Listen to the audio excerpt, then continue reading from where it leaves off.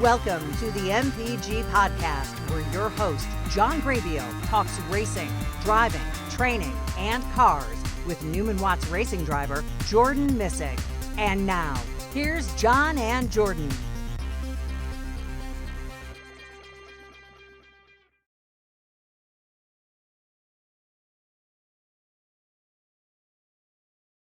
Jordan Missig, welcome to the MPG Podcast. How are you? I'm doing okay, John. You know, it's week 4, captain's log, 35 days into quarantine, and we're still doing the same thing we were doing about a month ago. Yeah. I'm at home again. Usually I'm on the road doing this, but here I am at home on my farm here. It's beautiful today. It's just beautiful. I'm getting ready to go back outside, do a little more grass mowing and working. And you're still in Florida? Yeah, I'll try not to rub it in, but it's been a nice sunny, not a cloud in the sky, 74-degree day, I want to say, 75-degree day with a little bit of wind. So absolutely perfect day to be outside in some golfing weather. That's actually what my parents are doing right now. They're out on the golf course actually right now golfing while I've been practicing on my sim in the background. So, you know, on race day, you got to stick to your plan and just stay at home and practice on the sim all day. A few sacrifices, right? Yeah. So, yeah, I see the sim in the background there. So last week what round was last week? So last week was round 5 of 7 for the FRAmericas Championship, and we were racing at Canadian Tire Motorsports Park up in Canada. And how was that? And that race was pretty interesting. Not going to lie, I found myself being more of a spectator that race than actual driver. I qualified 16th, so I was almost in the top 15. I was around the 14th spot at first, then jumped into the top 10, and then got relegated back to 16th. Then in the first couple of laps, I mean, we made it to the first couple of corners all right, but then everybody decided to, bunch up into turn 3 and kind of take each other out. I was minding my own business, just kind of trying to get through the whole wreck. The guy in front of me found a hole and made it 3 wide, and I tried to follow him, but the hole kind of closed up right before I got there, and I had to check up a little bit. And then the guy behind me just didn't realize I was checking up so quick and got into the back of me, spun me out, and then I got sent into the wall. And then a couple other times I had a couple lap traffic incidents that lap traffic was just trying to get in the way while I was passing them. So I think I got taken out by 3 or 4 times that race. Geez. It wasn't fun. Like I said, started 16th, ended up finishing 23rd. But that's just what you get when you have sim racing. I mean, you got a bunch of people who know what they're doing, some people who don't know what they're doing, and in the end of the day, everybody's spinning and crashing, and it's all about survival. Whereas in real life, you actually get to race. Yeah, that is. And, yeah, people probably are a little more aggressive in sim racing, too, that they would never beat up their car so badly. Well, the advantage of sim racing is whatever you crash or break apart, you don't have to pay for it. You just have to hit a button and boom, it's back. So, yeah, the chances and risk taking's much higher than what it would be in real life. And also, you don't have to worry about, breaking anything, any bones, putting your life at risk or anything, That's why some of the moves we make were just like, you would never do that in real life, but we're going to take our chances on the sim. Right.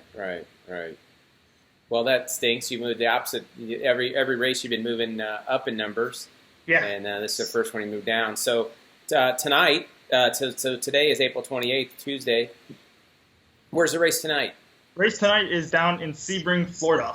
So it's a track I've been familiar with. I was there earlier this year, testing out with the USF 2000 before our first race at St. Pete in real life. So I've been to the track before, and I've also was there last year in the Radical when I was there testing out for the 1500 car when we were going to be doing the Radical series last year. So I've been to Sebring about twice now.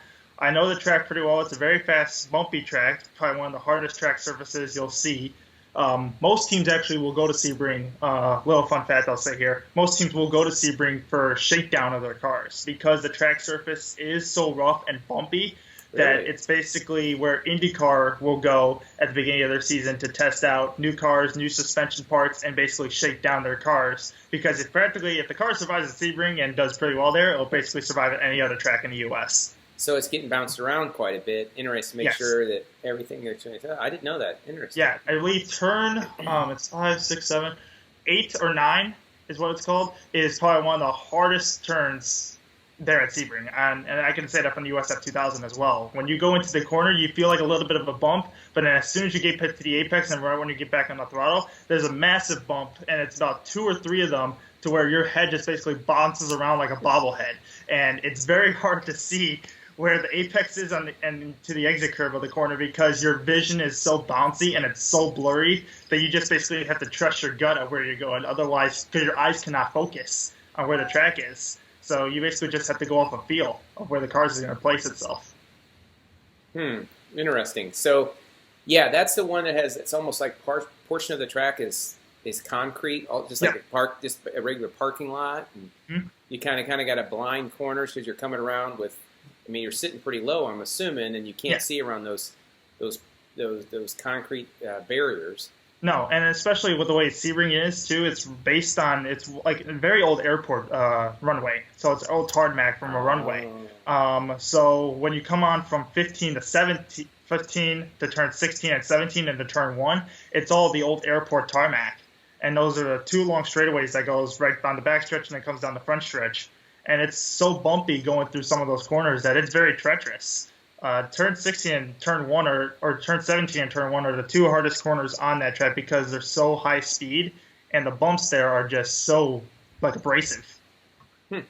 And so, I mean, iRacing, which is a platform you guys are using, they come out and they laser map and scan everything. So, so the bumps are in the exact same spot.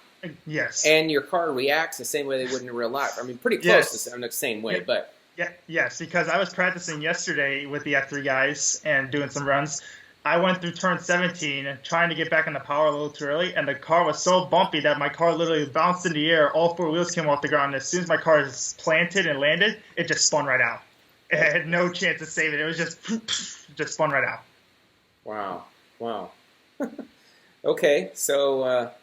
Sebring tonight at 7:30.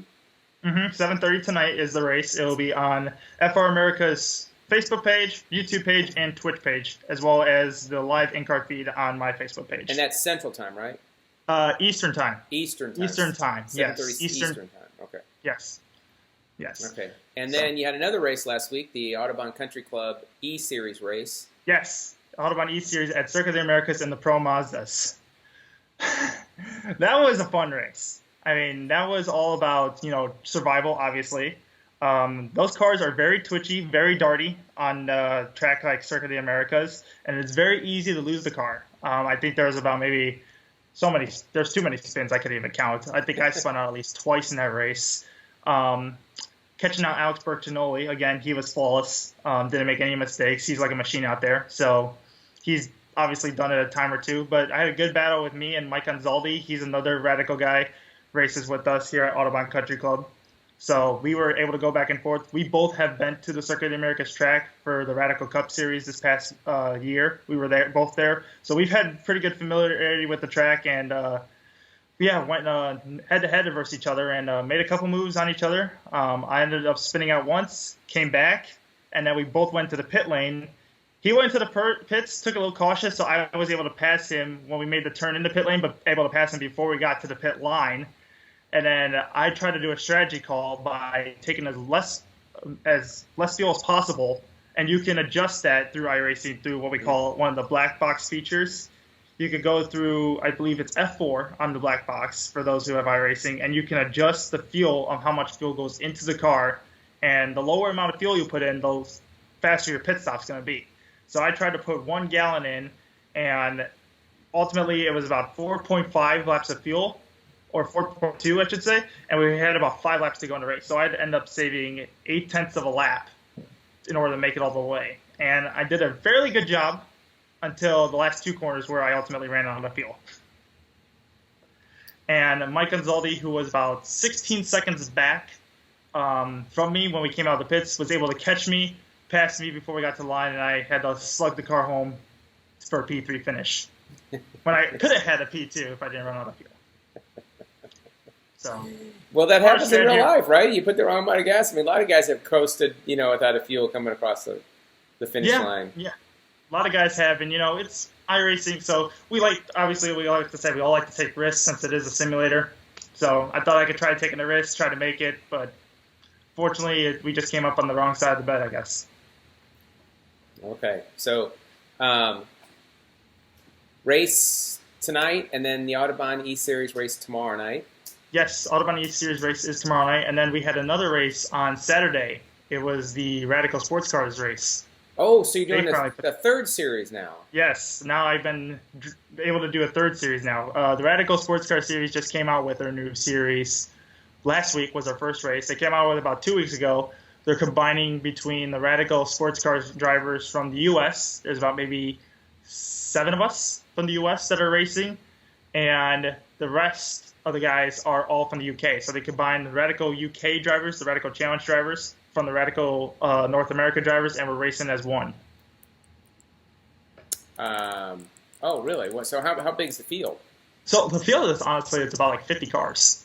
Holy cow. Yeah, so it's a pretty big field. And we raced at Road Atlanta was our first race. And it was pretty chaotic at the beginning, but it settled out, and there's some pretty fast guys from the UK. And it's fortunate enough for me, I get to race against guys from the UK who have raced, who knows, their whole lives. And, in the UK, they sleep, bleed, and dream about racing. I mean, everybody from the UK is either in like Formula One or a very high top tier in racing. So, it's an honor for us to be able to race against a lot of guys from the UK and to have their skill level compared to ours and be able to challenge them and push ourselves a little bit and represent from the United States. It's a pretty significant honor for us, and something that we love to do, and it's fun to race against those guys. They give us a hard challenge. Yeah, so, and they're using the Radical car, the old Radical car, is that right? The legacy car, you call that? iRacing has it as the SR8 car from 2005, so it's the old make and model of the SR8.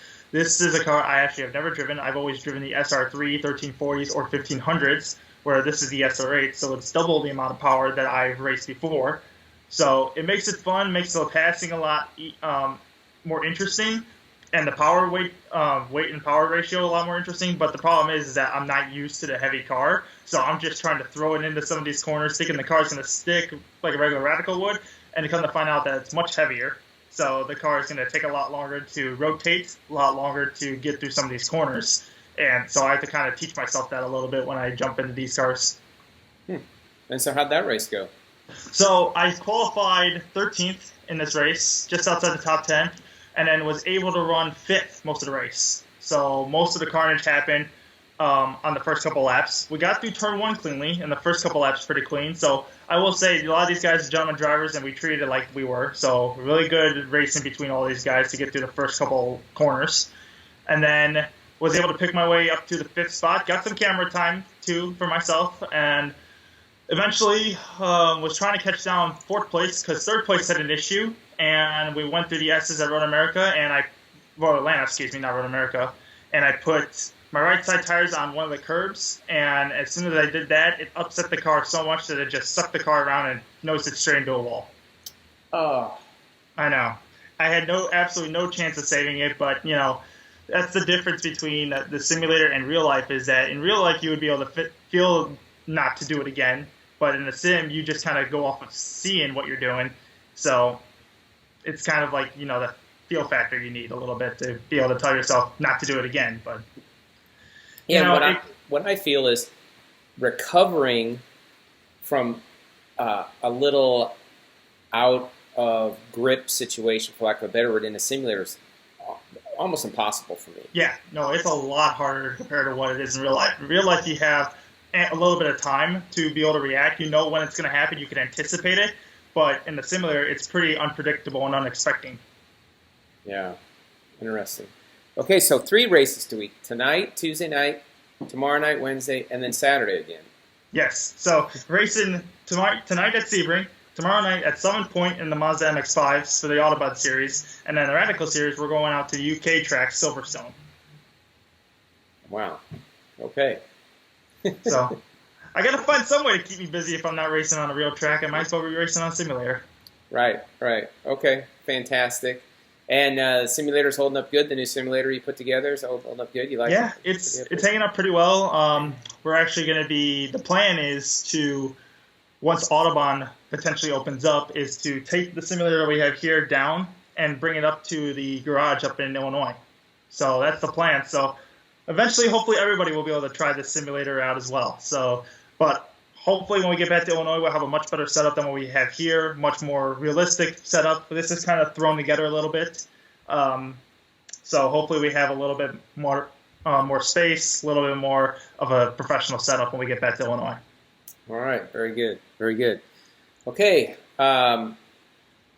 is there anything else? Is still everything else on the real world side of car racing just in limbo right now still? Yeah, I mean, everything in the world is kind of placed on hold as of right now. I mean, we're still trying to find some tracks. There's been some more information released out of FRAmericas of what we as teams and drivers can and cannot do.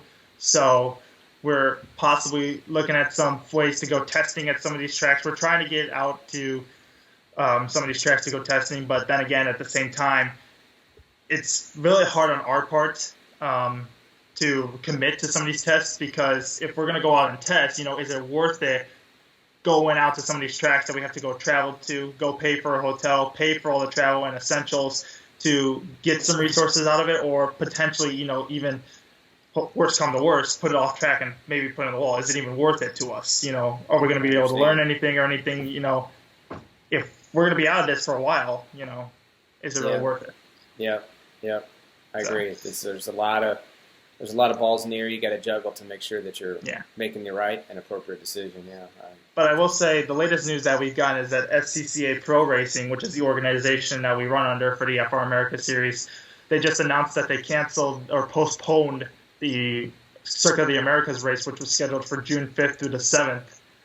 They postponed it to either end of June or early July. So hopefully we can get an answer on where they're going to put that race, as well as they got to put a couple more rounds into play. So the schedule that we had posted earlier is probably going to be a wholly different schedule when we get going. Yeah, well, we're ready. We're ready. Our family's ready to go. We're ready to hit the racetrack. We're going to maybe try this week still, get over Indiana. There's a karting track over there open, so they opened this week. So that track just opened up this past weekend too. What did? That track just opened up this past weekend too. Yeah, opened up Friday, I think. They had a race. Newcastle had a race. Really? Okay. Yeah, I talked to some guys that went, and they said they were about 50%, so it was good. They were all happy about, people getting out there. They didn't count it for points, but they were happy that it started slow to kind of get the new procedures that they're kind of working out underneath. Yeah. I think, no matter what, I think all of us are just going to be happy to get on the racetrack and be able to do some laps and be around other people for quite a while. I don't think we're going to be caring about points or having a championship for quite a while. Right. Oh, all right, Jordan. Well, thanks for being on the show again. Good luck tonight, tomorrow, and this weekend, and then we'll check back in with you next week to see how it all went. All right, John. Thank you so much. All right. Thank you.